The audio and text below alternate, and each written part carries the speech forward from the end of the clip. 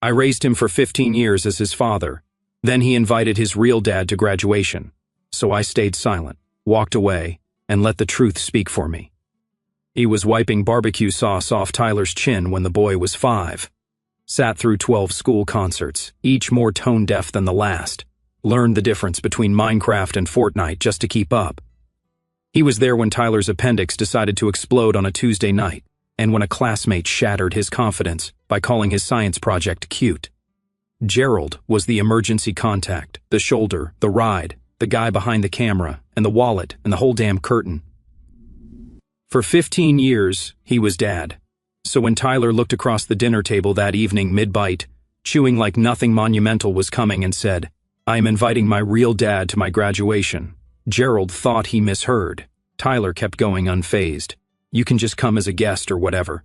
Gerald blinked. The air in the room turned syrup thick. Denise froze, fork hovering between plate and mouth. Her eyes darted between them, silently screaming, "Please do not." He put his knife down, wiped his hands on the napkin. "You are serious?" Tyler shrugged. "He is my real father. I mean, biologically, it just seems right." A heartbeat passed, then another. Gerald smiled, or something close to it. "Got it. No plate thrown, no voice raised, just that quiet. Got it. Slicing cleaner than any argument would have. And if you have made it this far, hey, I know 98% of you are watching without hitting that subscribe button. We are trying to hit our first 10,000 subs ever. It means the world to our little team and keeps the stories coming hotter than Tyler's betrayal. So, if you want to help us keep roasting like this, you know what to do. Thanks."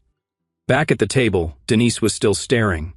She opened her mouth once, then shut it. She reached for his hand under the table, but he was already standing, collecting plates like it was just another Tuesday. Tyler did not notice. He was too busy checking his phone, probably waiting for a text from real dad. In the garage later, Gerald stood by the old fridge, the one with Tyler's preschool finger paintings still magnet pinned under fading best dad badges. He stared at them longer than he meant to. One drawing, a crude stick figure family, had Gerald in the middle, comically tall with Super Dad written in crayon over his head. He peeled it down gently, folded it twice, and slipped it into his jacket pocket. He did not sleep that night. Not from heartbreak, but from recalibration. Something had shifted. Not broken, not snapped. Just shifted. Like tectonic plates moving silently underfoot, rearranging the landscape with no warning. In the hallway, Denise whispered, "He does not mean it." Gerald looked at her, jaw tight. "It does not matter." He said it. Denise started to cry, but he did not reach for her. Instead, he turned to the small safe at the back of the closet, the one he had not opened since Tyler turned 18. As the click of the lock echoed into the silence, so did something else. Finality. The hinges creaked like they had not been touched in years, which they had not. Gerald sat on the floor of the walk-in closet, cross-legged in sweatpants, surrounded by shoeboxes full of receipts, winter boots no one wore, and a decade's worth of dust. The safe was not big. It was a nondescript gray block tucked behind Denise's luggage when he bought the same month he legally became Tyler's father. His fingers hesitated over the combination lock. He remembered it by muscle memory more than thought. 0503. Tyler's birthday. Fitting, ironic, almost theatrical. Click. The door swung open. First came the paperwork. The adoption certificate with his signature next to Denise's. Both lines a little shaky from the courtroom nerves that day. Tyler had been 3. He barely understood what it meant. But Gerald remembered how tightly the boy had clung to his neck that afternoon. Too young to articulate why the judge had called him dad, but somehow understanding that everything was about to feel more permanent. Next, the bank ledgers. Years of tuition payments, pediatric bills, sports fees, the orthodontist from hell, all paid without a second thought. Gerald flipped through them slowly, each one a quiet reminder of sacrifice that Tyler never asked for, but never questioned either. That was the job. You give. You give quietly. Then the letter. God, the letter. It was dated 6 years ago. Tyler had just turned 12 and started to ask those fidgety preteen questions about his real dad. Gerald had sat down that night to write him something, anything that would prepare him for the day he might go looking. He never gave it to him. Denise had convinced him to wait. Let him be a kid, she said. Do not plant seeds he is not ready to grow. But now that letter was the root. He unfolded it, read the first few lines. His own handwriting was oddly neat for once. You are going to hear stories, and some of them will sound better than the truth, but remember I stayed. Gerald exhaled slowly and folded it back up, slid it into the envelope first, like a base layer of insulation. Then he turned to the file cabinet in the garage, opened the bottom drawer, pulled out the newest document, a copy of the revised trust. Tyler's name was still on the header, still listed as a potential heir. Potential because 2 days ago Gerald had met with his attorney and added a clause in the event of relinquishment of filial relationship. He did not finish reading it. He knew what it said. He added the page last, tucked behind everything else like a trapdoor at the end of a tunnel. The envelope was thick now.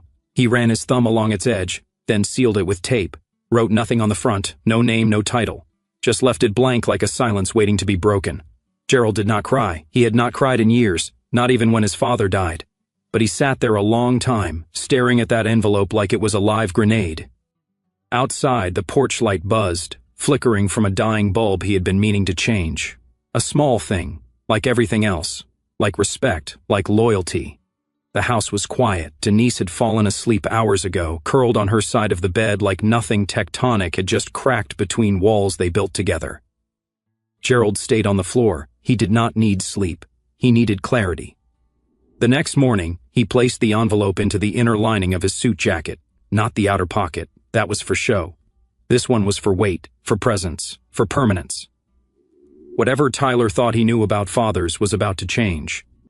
Steve rolled up in a leased black Dodge Charger with an exhaust louder than his intentions. The car idled outside the house for a full minute before he even got out like it needed to announce him first. When the door finally opened, out stepped a man 15 years late with a cocky grin and a cheap leather jacket creased from years of hangers, not wear. Gerald watched from the garage, arms crossed. Tyler stood at the front door, already bounding down the steps like a kid meeting Santa Claus. He had not moved that fast since his first varsity game. "Steve," Tyler said, all teeth and energy. "Look at you," Steve barked, gripping Tyler in a hug. One arm too short and one pat too hard. "Man, you are taller than I expected. Damn near look like me." Gerald squinted at that line. Denise stepped out onto the porch behind them, a polite smile frozen on her lips like someone trying to greet a rattlesnake without showing fear. "Hi, Steve," she said carefully. "Hey there, D." He winked. He winked like it was still 2002, and she had not raised a teenager without him. Steve sniffed the air dramatically. "Man, I missed this place. Same mailbox."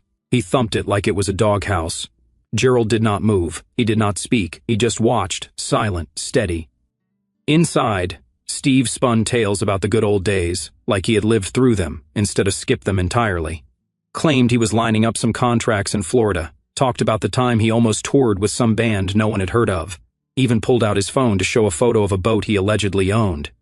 Gerald recognized the stock image, saw it on a Facebook ad once for a vacation sweepstakes over dinner, which Steve invited himself to. He pitched the idea of taking Tyler out after graduation. "We will hit the bars, toast to your future, celebrate like real men." Gerald did not blink, did not twitch, just quietly cut his steak and chewed.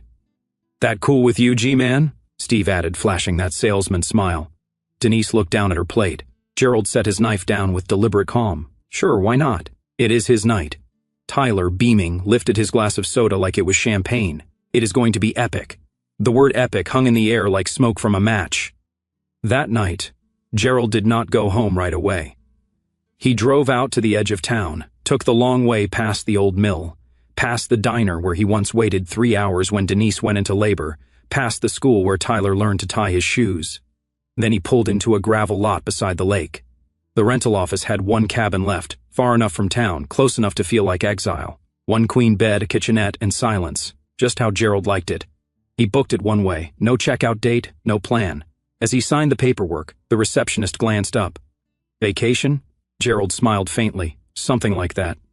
Back at the house, Steve had already fallen asleep on the couch, shoes on, belt unbuckled, snoring through his mouth. Tyler scrolled through his phone beside him, laughing at something they had posted on Instagram.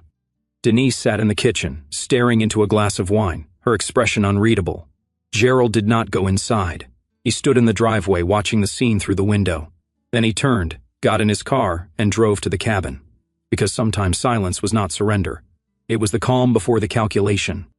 It started with a perfectly civil email from the school. "Please confirm your family's preferred seating arrangements for the graduation stage and reception." Denise read it out loud over breakfast, her voice neutral, carefully void of emotion like she was diffusing a bomb. Tyler did not even pause his spoon. Yeah, I already told them. Steve is going to sit beside me on stage. The cereal crackled in Gerald's mouth. Denise set the phone down a little too fast. You what? Tyler looked up casual. Yeah, I mean, he is my real dad, right? Makes sense. The word real again slithering into the room like a recurring curse. Denise's face tightened. Tyler, your father Gerald raised you. Tyler cut her off. I know, Mom, but it is just symbolic. I want Steve there. He missed everything else, so this one, you know, it is important.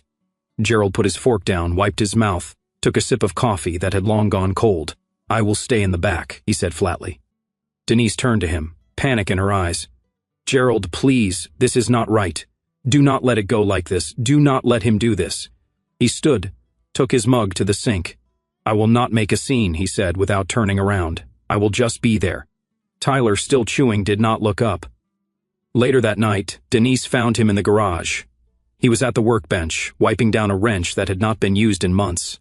The envelope sat beside him, thick now, its edges slightly curled from being handled. You are really going to just sit in the back like some guest? He did not look at her. That is what I am now. You are his father. He turned, then looked at her with something that was not anger but was not softness either. No, I was. She flinched. Gerald picked up the envelope, ran his thumb along the seal, then pressed it closed with finality. Slowly, deliberately, he slid it into the inside pocket of his blazer, the one he only wore for weddings and funerals. He closed the button over it. Denise stepped closer. What is in it? He looked at her finally. Everything you never asked about. Silence stretched between them like a drawbridge slowly lifting.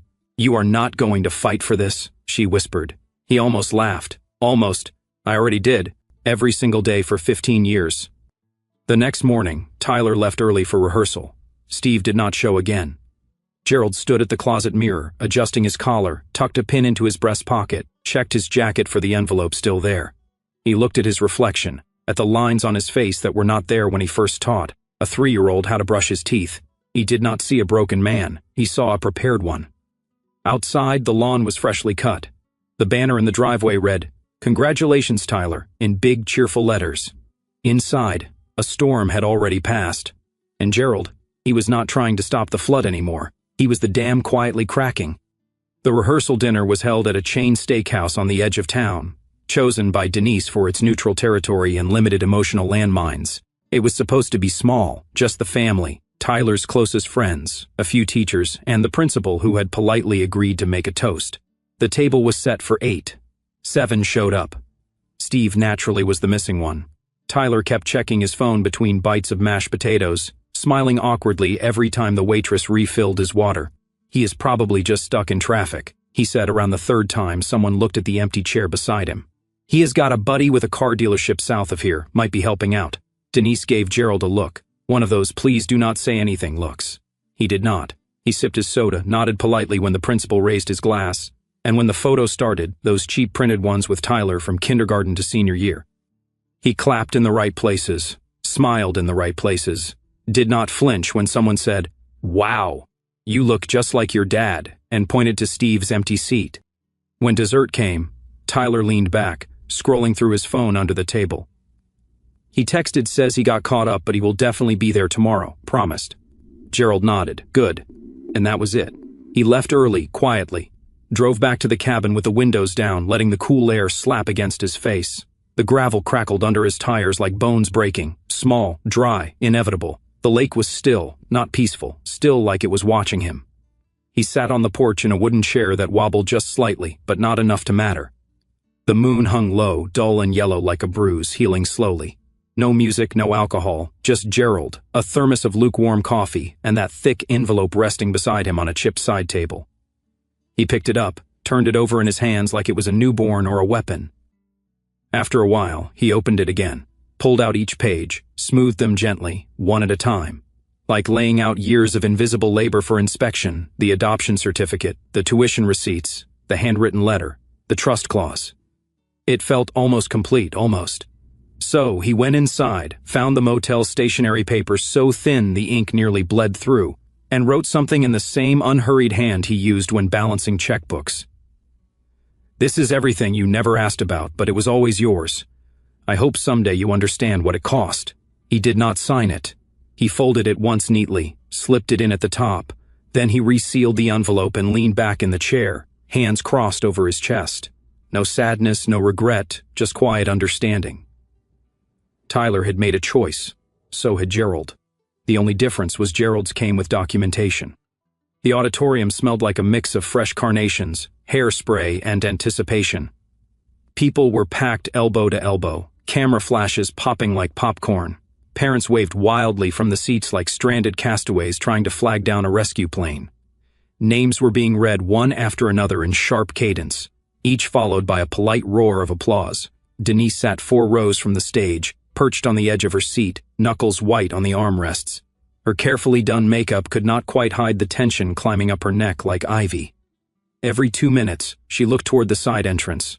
No, Steve Tyler was in the front row with the rest of the graduates, his maroon cap already tilted slightly to one side. He was trying to look calm, legs stretched out, arms crossed, but every 10 seconds he peeked at his phone, swiping the lock screen to refresh a notification that was not coming.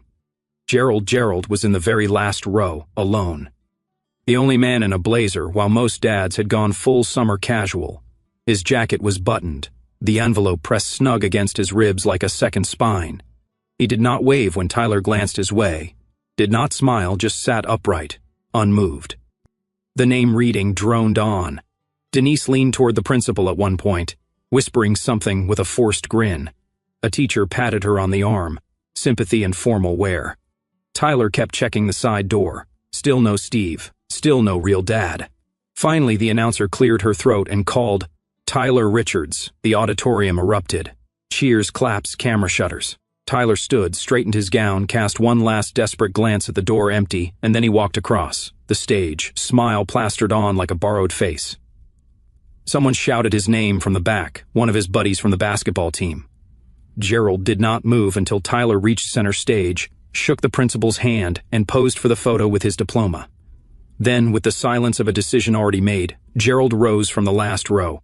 He moved through the aisle slowly, each step unhurried, not theatrical, not angry, just deliberate. The envelope inside his jacket thudded softly against his chest with every stride.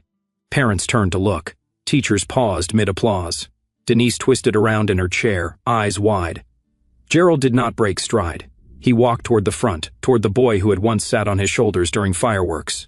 The boy who scraped his knees on the driveway and cried for Dad, not for Steve. Toward the boy who had no idea his version of the truth was about to cave in on itself. Tyler stepped off the stage with his diploma in hand, still smiling, still scanning the crowd with hope slowly leaking out of him like air from a slashed tire. No Steve. Not even a text. Just the hollow weight of his name being cheered by people who did not know half the story and who, in about 30 seconds, would not know what to make of the other half. He did not see Gerald until he was right there, not beside him, not blocking him, just there like a memory made flesh. Gerald did not say congratulations, did not pat his back or ruffle his gown. He did not even touch him. He simply reached inside his blazer and pulled out the envelope, thick, sealed, silent. The kind of object that feels heavier than it should, like it is carrying more than paper. He held it out. Tyler blinked. "What is this?" Gerald leaned in close enough for only him to hear and whispered, "Read this when you are ready, or do not. No anger, no emotion, just choice." Then he turned and walked away. Not fast, not slow, just steady, like he had already rehearsed it. Tyler stood frozen mid-step, the envelope now in his hand, the diploma tucked awkwardly under his arm like an afterthought. A few people clapped out of habit, unsure what they had just seen. A woman in the front row tilted her head. 2 students in the wings whispered behind cupped hands. The cameras kept flashing, and suddenly Tyler was not sure what they were capturing anymore. Denise was halfway out of her seat. Confusion etched across her face. One of Tyler's classmates nudged him. "Dude, what was that?" But Tyler did not answer. His fingers gripped the envelope like it might detonate. The ceremony moved on without him. Another name was called, another cheer, but he did not move. For the first time that day, he did not check his phone. Did not scan for Steve. He just stared at the envelope, pulse thumping in his ears, and everything around him started to sound distant, like the moment before a crash. Backstage smelled like hairspray, floor wax, and sweat. Everyone clapping each other on the back, laughing too loud, hugging like the world had just opened for them. But Tyler was not part of that celebration. He slipped behind a row of folding chairs, ducking past the assistant principal and the AV kid wheeling a speaker. His hands shook as he tore into the envelope like it might be full of cash or fire or both. The first thing he saw was his own name, full and formal. Tyler James Richards. Legal paperwork stamped and notarized, adoption decree dated 15 years ago. His heart skipped. Steve's name was not on it. Father Gerald Wayne Richards. He blinked. Read it again. Below that, page after page. Pediatric care receipts, orthodontic bills, school fees, summer camp deposits. All in Gerald's name. No reimbursements. No co-signers. One after another. 15 years of quiet deposits into a life that Tyler had never bothered to ask about. His knees buckled slightly. He crouched against the wall. The next page was a printout of a trust document, bold and legal in tone, highlighted. Clause 7C, revocation of beneficiary rights. Dated, signed, witnessed. 2 days ago, a sticky note was attached to the corner in Gerald's handwriting. It was never about money. It was about memory. You traded both. Tyler's chest tightened. Then came the photos. Not selfies, not posed, just snapshots Gerald had clearly taken alone over the years. Tyler blowing out candles at age 7. No Steve. Tyler in his Halloween costume dressed as a knight. No Steve. Tyler holding a trophy at his first track meet No Steve. And then one brutal picture, Denise and Tyler at age 10, opening Christmas presents. In the corner, just barely visible, was Steve's name on a gift tag that Gerald had clearly written by hand and delivered while Steve never showed. And finally, the last page, just one line centered, no date, no header. You chose him, so I removed myself. The words hit harder than anything Tyler had prepared for. He could not breathe, could not stand. The noise of the crowd outside faded into a buzz, replaced by the pressure inside his chest, like everything he thought he understood had collapsed inward. He had wanted a headline, a name, a title. Real dad, something to look cool in photos. Instead, he burned the only man who ever stood in the fire with him. He clutched the envelope like a life raft that came too late. Steve had not shown again, but Gerald had, until now. Tyler burst through the auditorium's back doors like something was on fire. Suit, half-buttoned, tassel bouncing, diploma nearly forgotten in one hand, the envelope clutched like a wound in the other. The parking lot was full of families hugging under helium balloons, posing for iPhone photos, laughing about missed names and awkward speeches. He scanned the rows. Gerald's truck was gone. "Mom!" he shouted, spinning in place. Denise was standing by the curb, surrounded by 2 aunts and a neighbor she barely liked. Her mascara had given up halfway down her cheek. Her expression collapsed the moment she saw him. "He is gone," she whispered. "You let him leave?" Tyler snapped. "What was I supposed to do? Tie him to the bleachers?" She fired back, her voice cracking. "You made your choice, Tyler." And he honored it.